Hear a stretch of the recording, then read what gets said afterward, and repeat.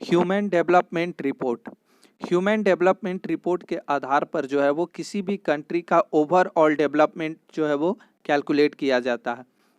इस डेवलपमेंट को तैयार करने वाली जो संस्था है उसका नाम है यूएनडीपी, जिसको कहते हैं यूनाइटेड नेशन डेवलपमेंट प्रोग्राम।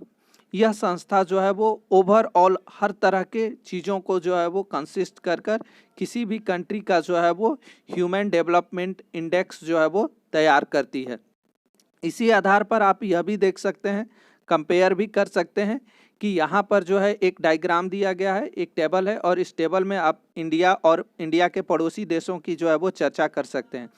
इस टेबल को जब आप ध्यान से देखिएगा तो उसमें आप पाइएगा कि श्रीलंका जो इंडिया से कितना छोटा देश है, लेकिन उसका ह्यूमन डेवलपमेंट इंडेक्स जो है वो इंडिया की तुलना में बहुत बेहतर है, जो 76 दिया गया है, यह डाटा के अकॉर्डिंग जो 2007 का है।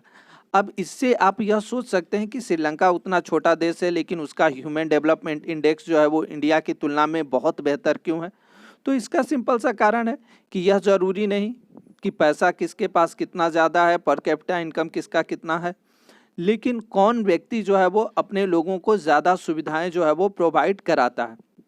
इसी आधार पर जो है वो हम कुछ और चीज़ों की बात कर सकते हैं, जिसके अंतर्गत आता है एक sustainability of development. Sustainability of development, sustainable आप जानते हैं, सस्टेनेबल डेवलपमेंट का कॉन्सेप्ट, यानी हमारे पास जो भी सुविधाएं अवेलेबल है, जो भी फैसिलिटीज़ अवेलेबल हैं, उन फैसिलिटीज़ को हमें इस तरह से यूटिलाइज करना है कि हम फ्यूचर्स के जनरेशन्स को, फ्यूचर्स के नीड्स को जो है वो मेंटेन रख सकें, ताकि आने वाली पीढ़ी भी जो है वो इन सुविधाओं का जो है वो उपयोग कर सके। ऐसा ना हो कि हम अपने नीड्स को पूरा करने के लिए सारे रिसोर्सेज का जो है वो कंजस्शन इतना फास्ट कर दें और उनका यूटिलाइजेशंस जो है वो ओवर एक्सप्लॉयटेशंस में जो है वो कन्वर्ट हो जाए।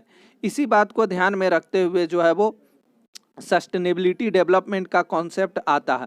और सस्टेनेबल डेवलपमेंट का जो कॉन्सेप्ट है इसको आप पहले भी पढ़ चुके हैं, जान चुके हैं कि इंसान जो है वो इतना ज़्यादा यूज कर रहा है किसी भी चीज़ों का, जिसके कारण वो रिसोर्सेज जो है वो समाप्त होते जा रहे हैं। जैसे कि आप एक एग्जांपल ले सकते हैं अंडरग्राउंड वाटर का। डे बाय डे आप पढ़ते होंगे, सुनते होंगे, न्यूज़ देखते होंगे कि अंडर वाटर लेवल जो है वो दिन प्रतिदिन जो है वो डिक्रीज होता जा रहा।